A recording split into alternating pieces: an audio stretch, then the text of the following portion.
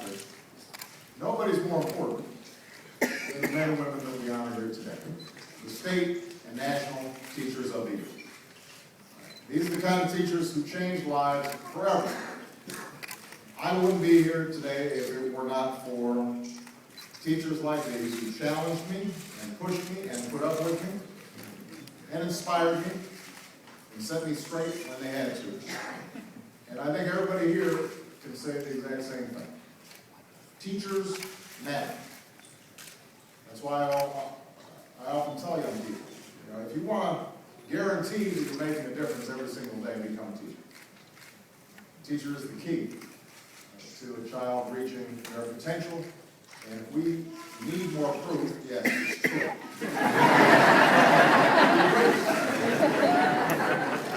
And if we need more proof that teachers matter, all we got to do is look around this room. I'm honored to be here with teachers like Gabe Barnes from Madison, Alabama, one of the 4 finalists for this award. There's Angela Wilson, who teaches children of military families at Vincenza Middle School in Italy. Not a bad place to be. There's Alvin Aureliano Davis, who teaches music in Florida. And there is our 2012 National Teacher of the Year, Rebecca Milwaukee from Burbank, California.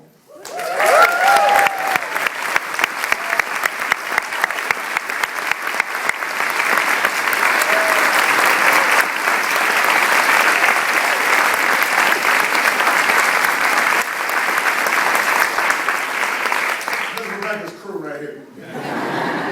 We are very proud. Auntie, cousins. Oh, lots. Even more important.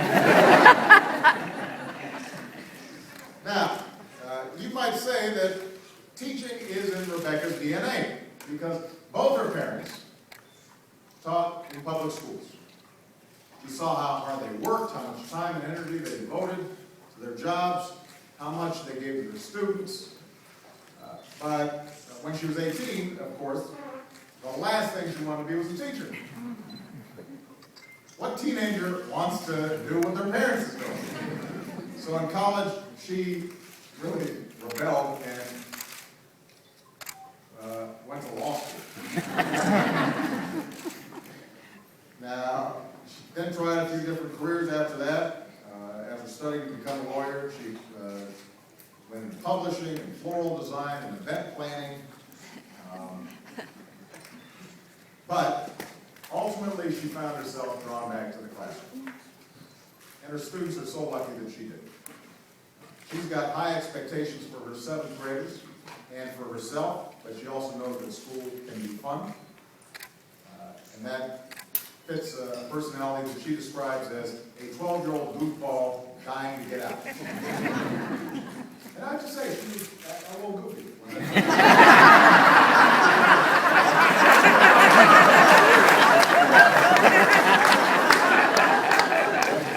was back there teasing, asking Arnie about our basketball games and stuff. You can tell she's just got a wonderful spirit. And so in addition to everything they learned in her English class, Rebecca's students have had a chance to film their own adaptations of a Noel Henry short story. They have worked with a local writer to develop 5-minute plays, which professional actors then perform. Rebecca's led field trips to the Science Center, to the aquarium, to Chinatown, even to the La Brea Tar Pits. That's a trip you really don't want to lose track of anyway.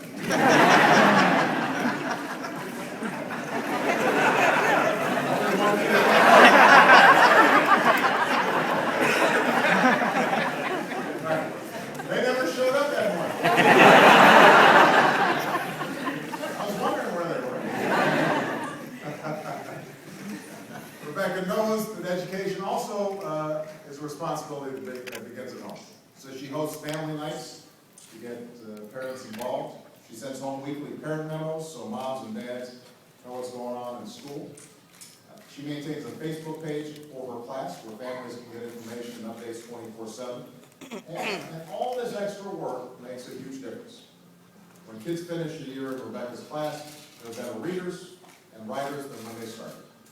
But even more than that, they know how important they are, and they understand how bright their futures can be. They know that if they work at it, there's no limit to what they can achieve. So Rebecca is the definition of above and beyond. And so many teachers around the country are like her. She throws herself into her work for simple reasons. She knows that her students depend on her. And as she puts it, life is too short and too difficult to have anything less than the most engaged, enthusiastic teachers in schools. I couldn't agree more, and I know Arnie couldn't agree more. I also want to point something else out. Rebecca said in applying for this award, she said that in some ways it's harder than ever to be an educator. Even in the best of times, teachers are asked to do more with less. And today, with our economy still recovering from the worst recession since the Great Depression, states and communities have to stretch budgets tighter than ever. So we've got a particular responsibility as elected officials in difficult times. Instead of bashing teachers, to support them. We should be giving states the resources to keep good teachers on the job and reward the best ones.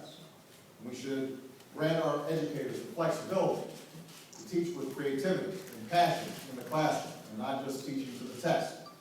We should allow schools to replace teachers who, even with the right resources and support, just aren't helping our kids to learn. Because we've all got something at stake here. Our parents, our grandparents, they didn't build the world's most prosperous economy and the strongest middle class in the world out of thin air. It started with a world-class education system. That was the foundation. And in the long run, no issue will have a bigger impact in our success as a country and the success of our citizens. So every day, when teachers like you put in long hours, or dig into your own pockets to pay for school supplies, or tweak lessons so they're even better than they were last year, you're not just serving your schools or your students, you're also serving your country. You're helping to preserve the basic promise of America.